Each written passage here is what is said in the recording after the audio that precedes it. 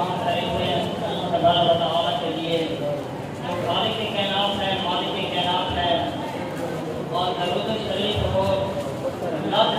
کروڑ درود ہوں ہمارے آقا و مولا حضور مجسم سرور کائنات شفیع محشر محبوب دلبر احمد مجتبی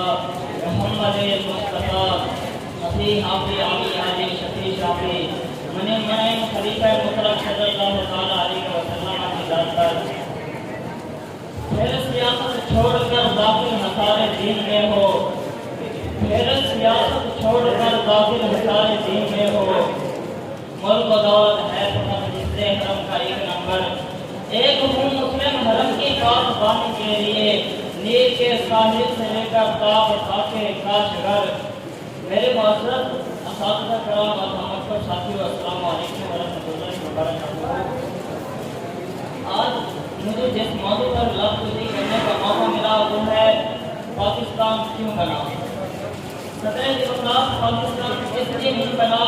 کہ اس کے اندر جنگ کو برپا کیا جائے، پاکستان اس وجہ سے نہیں بنا کہ یہاں پر شراب کے اڈے کھولے جائیں، اور پاکستان اس وجہ سے نہیں بنا کہ یہاں پر زنا کے اڈے کھولے جائیں، اور پاکستان اس وجہ سے نہیں بنا کہ یہاں غریب عوام کو چوسا جائے، ان کے خون کو نچوڑا جائے اور ان کو لوٹا جائے، بلکہ سامعین محترم پاکستان تو اس وجہ سے بنا تھا کہ یہاں پر اسلامی نظریہ قائم ہو سکے، یہاں پر اسلام نافذ ہو سکے، اور یہاں پر مسلمان آ کر اپنے اللہ تبارک و تعالیٰ کی عبادت کر سکیں، اور پھر اپنے آقا مولا صلی اللہ علیہ وسلم کی محبت کے اندر حد سے بھی بڑھ جائیں۔ یہ تو اس وجہ سے آزاد ہوا تھا کہ یہاں پر اسلام قائم ہو سکے، لیکن سامعین محترم میں اتنا کہنا چاہتا ہوں کہ جو انگریزوں نے ہمیں آزاد ملک تو دے دیا، لیکن ان انگریزوں نے ہمارا پیچھا نہ چھوڑا، ہم سے پھر بھی بدلا لینے کی کوشش کر رہے ہیں، اور آج انگریز ہمارے اوپر اور ہمارے وطن کے اوپر، ہمارے دین کے اوپر، ہمارے اسلام کے اوپر اپنے پوری نگاہیں ڈال کر بیٹھے ہوئے ہیں۔ یہ انگریز آج کے نہیں ہیں۔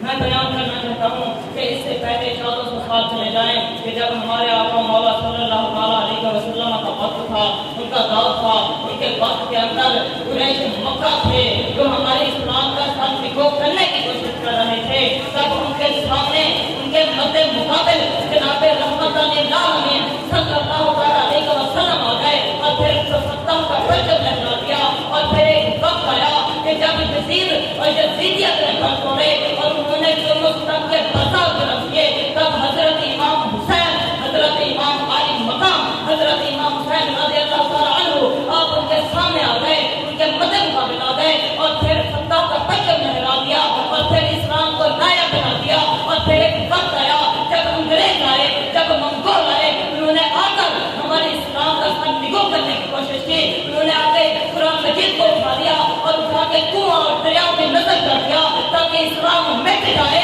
لیکن اسلام نہ مٹ سکا، اور پھر وقت آیا کہ جب یزیدیت نے، جب ان انگریزوں نے، جب ان منگولوں نے، جب ان کافروں نے ہمارے مسلمانوں کو قید کر لیا، اپنے غلامی میں لے لیا، تب قائد اعظم محمد علی جناح سامنے آ گئے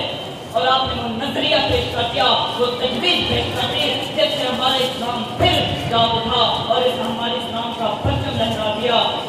اور پھر ایک بار فتح کا پرچم لہرا دیا، اور جناب صدر ایک وقت آیا کہ جب انگریزوں نے سید کفایت علی شاہ صاحب علیہ السلام کو قید کر لیا اور ساری رات اس طرح سے جاگتے رہے، اور جب صبح ہوئی تو آپ کے جسم کے اندر نمک اور مرچیں چھڑک دی گئی، اور پھر پوچھنے لگے اے سید بتا تیرے ساتھ اور کون کون ہے؟ سید نے جو جواب دیا وہ دل کی تختیوں پر لکھنے والا جواب ہے، آپ نے فرمایا سید سوا تو ہو سکتا ہے لیکن کبھی گردہ نہیں ہو سکتا، اور پھر آپ کو جب پھانسی کے کھمبے کی طرف لے کر جانے لگے جناب صدر آپ اس طرح جا رہے تھے جیسے کوئی شیخ جا رہا ہو، آپ کے چہرے کے اوپر غم نہیں تھا بلکہ آپ کے چہرے کے اوپر مسکراہٹ تھی، آپ مسکراہٹ کر جا رہے تھے تو انگریز لڑک اٹھے اور کہنے لگے اے بابا جان ہم تمہیں پھانسی کے کھمبے کی طرف لے کر جا رہے ہیں اور آپ مسکرا رہے ہیں، وجہ کیا ہے؟ تو آپ نے بتایا کہ کبھی قوم بھی پکارا سر دار بھی سکا دی، میں کہاں پہ پہنچا سر دین بھی لگا،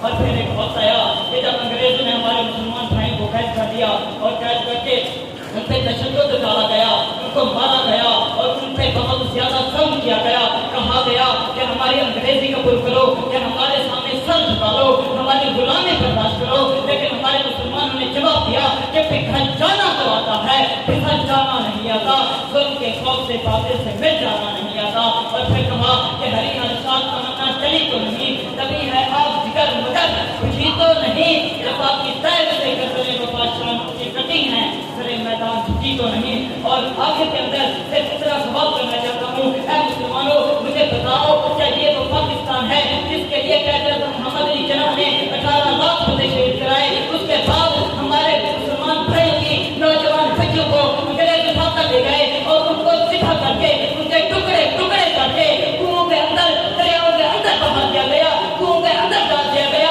और इसके लिए हमारे मुल्क के पाकिस्तान के लिए जिन्होंने कुर्बानियां दी थी, मुझे बताओ क्या ये वो पाकिस्तान है? क्या हकीकत के अंदर ये वो पाकिस्तान आजाद है? मुझे ये बताओ कि जब इस पाकिस्तान के अंदर हमारे आका मौला सल्लल्लाहु अलैहि वसल्लम की नमूसे रिसालत पर डाला जाए तब कोई उंगली नहीं उठाता, कोई एक्शन नहीं लेता। क्यों नहीं लेते? ये तमाम अंग्रेजों के एजेंटे हैं, ये तमाम अंग्रेजों के कैद खाने के अंदर ये कैदी है, तमाम अंग्रेजों के एजेंटे हैं, तमाम अंग्रेजों के गुलाम हैं और इनकी खैरत मच चुकी है। और जिसकी खैरत मच जाए वो जिंदा लाश की तरह होता है।